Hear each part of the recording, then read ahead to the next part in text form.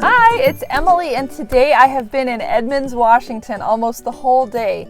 If you are watching this video and you are looking to move or relocate to Edmonds, Washington, we are going to be going over some of the pros and cons of living in the area, as well as some insider secrets toward the end too. So make sure you stay tuned for that.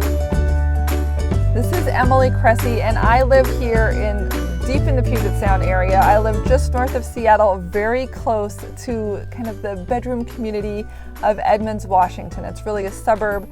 It's got its own downtown, and oh, it's great. Edmonds is great. We're going to go all about what it's about today. So if you're interested in moving to Edmonds, or you live in the area and you just want to hang out in Edmonds, we are going to talk about all things Edmonds, Washington.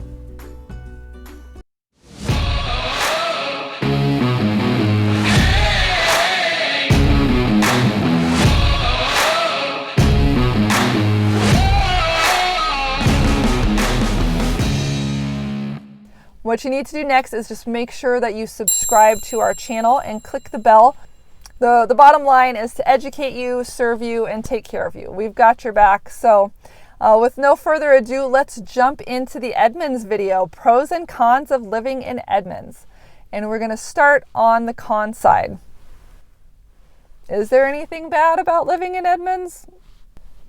First of all, what is Edmonds? Edmonds is a neighborhood north of Shoreline on the Puget Sound. It's basically a beachfront community that's a hill sloping down toward the beach, and at the bottom is beach areas, boats, and the ferry that goes across the Puget Sound to Kingston.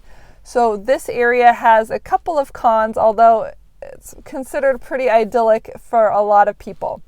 So first and foremost, it's a little bit further away from the freeway. If you are a commuter and you're trying to get into Seattle or Bellevue, it's going to take you a little bit longer time because there's not a lot of bus access through there, and it's just a longer drive to get onto I-5. There is a train, the Seattle Sounder, that does go through this area. So if you are looking to commute and you need to get down into the Seattle or even down into the Tacoma area, take a look at the Seattle Sounder and see if that might be an option that would help you out. Another thing about Edmonds, they actually just built a fabulous new senior center down there right on the beach. So if you are a senior and you want a place to go hang out for free with $1 million view right on the beach, the senior center is a place to go. But if you are a younger family or just someone that's younger that's looking for a lot of nightlife or hipster thing, then it may or may not be exactly what you're looking for. Okay, now let's talk about ferry traffic. One of the cool things about the ferry is people who like to watch the boats come in and out. It can be a lot of fun. But the ferry, especially in the summer, does attract a lot of people who drive into Edmonds with the specific goal of getting on the ferry and going across the sound. And in the summer, when there are a lot of them, they don't always get onto the first ferry. So this can cause big traffic backups that can clog things up a little bit. For the most part, I think the city does a good job of encouraging people who are waiting in line for the ferry to park on the shoulder and try to stay out of the way so they don't block the rest of the traffic. But there can be that ferry traffic, and it can create a line and can create a lot of tourism. So if you're in that retail area downtown, it's not going to be just locals at some point, especially in the summer. It's going to be bringing in a lot of tourists, a lot of people that are waiting to go on the ferry, and even folks from the peninsula who have come over for the day who are looking for something fun to do on our side of the water. So there is a little bit of ferry traffic, and there is a little bit of tourism that happens in this area. As far as walkability, the Edmonds downtown has a very small, very cute, very upscale shopping center that's walkable. So you can kind of mill around. Imagine going to a beachside town and wanting to spend the day window shopping and getting a bite to eat. It's that kind of a vibe in the downtown Edmonds area. Most of the residential areas are further away from this, and the town is kind of on a hillside, so it tends to be steep. So once you've made it downtown, there's a lot of walkability and there are a lot of different things to do on foot. But if you're up at your house, you can walk along the side of the road, and there are big shoulders and things, but a lot of areas don't have sidewalks. A lot of areas are fairly steep, and there's not a lot to do except go down into downtown Edmonds. So in terms of walkability, you're not really getting an urban lifestyle unless you're living, for example, in downtown Edmonds, where they have a lot of condos to take advantage of that, semi-urban beach community city lifestyle. Otherwise, you're out in the suburbs and you're not going to get anywhere by walking. You would definitely want to have a car. And I'm trying to think, the last thing that I can really say about Edmonds is that there aren't a lot of jobs. It's not a big job mecca. They do have in Edmonds a couple of cool businesses. One is the hotel group, which is actually one of the largest employers in Washington, and it's based in Edmonds. But for the most part, that's not where the good paying jobs are. You're going to have your retail and your shopkeepers and that type of a thing. But a lot of people find that their jobs are located in downtown Seattle, downtown Bellevue, or in Everett. And so it's not really a job hub or employment hub, which is why you need to pay attention to the traffic and where you're going to be driving and how long it will actually take you to get there from your house in Edmonds. Okay, now let's switch gears and talk about some of the wonderful things about living in Edmonds. So when you look at real estate in Edmonds, they will always talk about whether or not the house is in the Edmonds Bowl. So the bowl kind of, imagine a hillside that's rounded like this, kind of like stadium seating. And this is the shape of the land. So everyone that's in this Edmonds Bowl is kind of looking down with a view of the water out to Puget Sound. And it is fabulous. But not everything in Edmonds has this wonderful water view. There are other places that are flat, that are not on this bowl, and maybe are even in the woods or the forest. So, for example, Woodway is a very nice luxury real estate type of neighborhood that is in the Edmonds area, but is not a part of the view bowl there.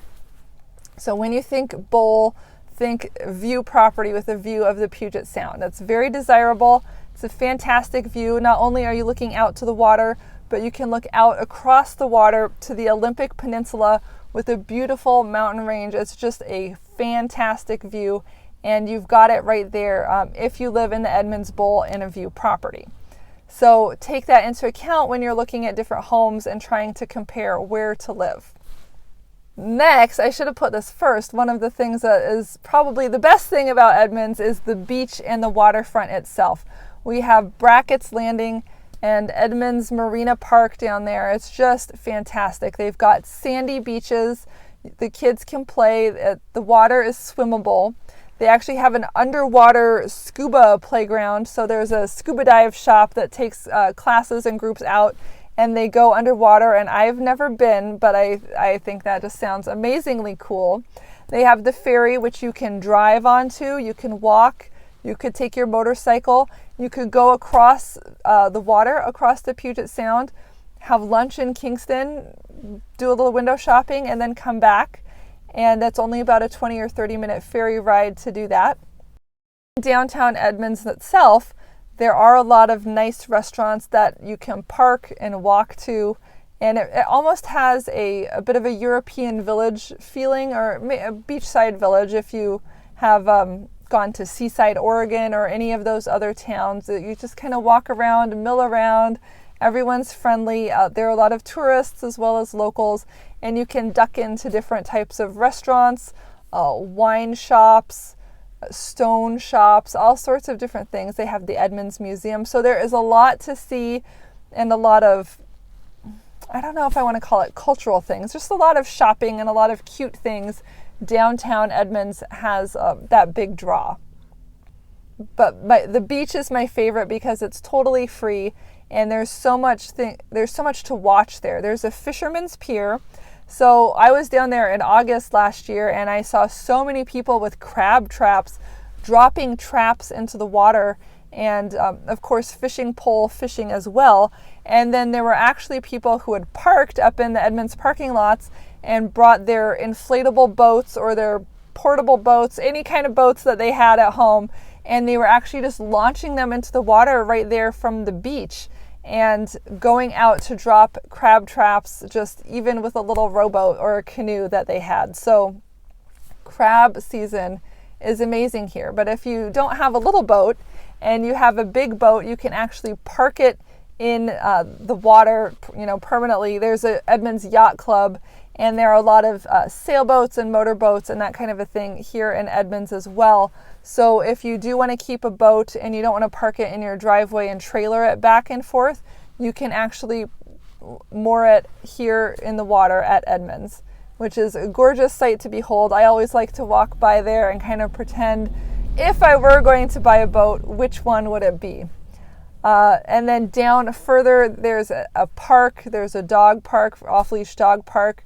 And it's just a really pleasant place to walk around and just slow down, have a cocktail if you want, grab a seafood salad from one of the waterfront restaurants. It's absolutely lovely. So I think the downtown of Edmonds is definitely one of the big things that goes hand in hand with the beach. You can really make a day of it there in Edmonds. And that's what I spent last summer doing with my kids. We'd go down there about once a week and spend a couple hours with friends on the beach. It was just lifetime memories, really lovely.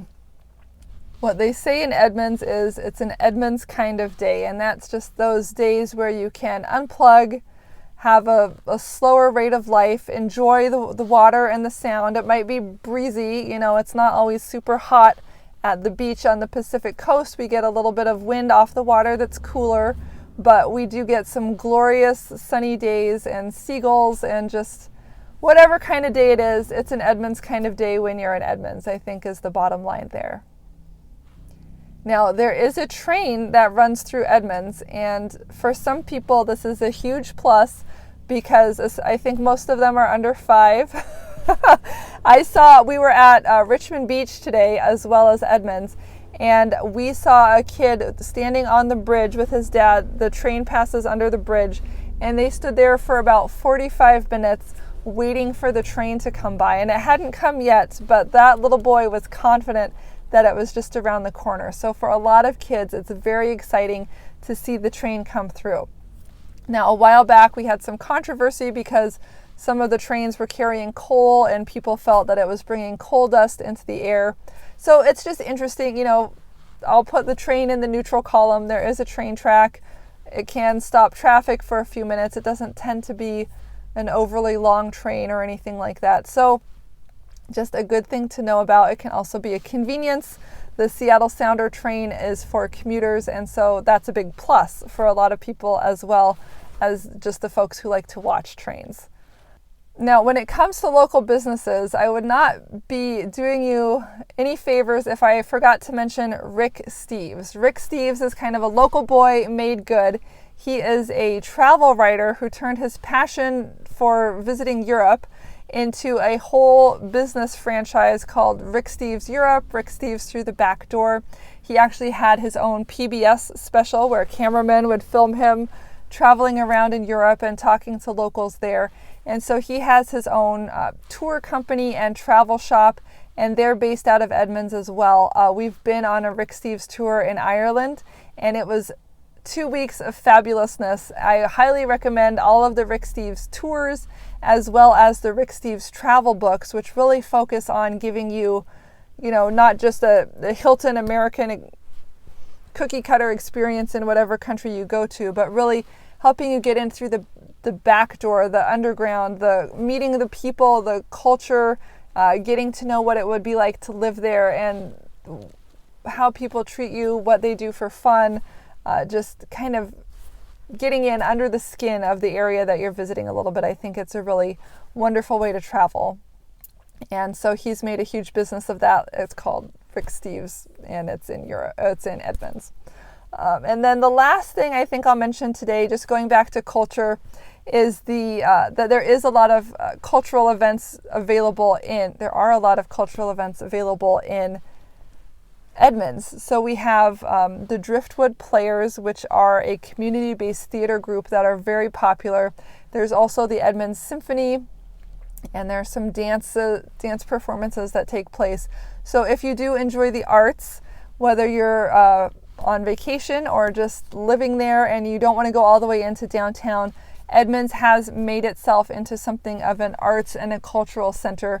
So I hope that you have a chance to take advantage of some of the shows and wonderful performances that they put on in Edmonds as well. Now, when it comes to secrets for Edmonds, I have to say this is the place that I go for my anniversary, and I love it. It's Arnie's, and they have a waterfront cafe. They have a beautiful seafood salad with a vinaigrette and shellfish, octopus. It's really lovely with a cocktail. You can sit there at any time of year. They have windows so you can look out and see the water, and it's just beautiful. If you ask for a table by the windows, you'll be doing yourself a favor. So make sure that you check that out. If it's summer, you can actually sit outside on the patio as well, and it's not to be missed. It's one of the great things about living in Seattle is this access to water, this access to seafood, and the access to the great views. So make sure you take advantage of that the next time you're in Edmonds or you have a special occasion. I am so excited I was able to share these pros and cons with you of living in the Edmonds, Washington area. So if you are someone that's looking to relocate or just hang out with us here for a while in the Pacific Northwest, I'm going to go ahead and leave all of our information on the screen as well as down below. I'd love for you to send me an email, shoot me a text, give us a call, send us a postcard, tap it out in Morse code if that's how you roll. We have your back. We love working with people who are here and learning about the area. It's what we do every day. So this has been Emily Cressey. I'm at homeproassociates.com with HomeSmart Real Estate in Seattle. And if you do have any questions about Edmonds or figuring out what neighborhood is best for you, be sure to drop us a line or ask your questions in the comments below. Look forward to connecting with you soon on the next video. Mwah! It's an Edmonds kind of day.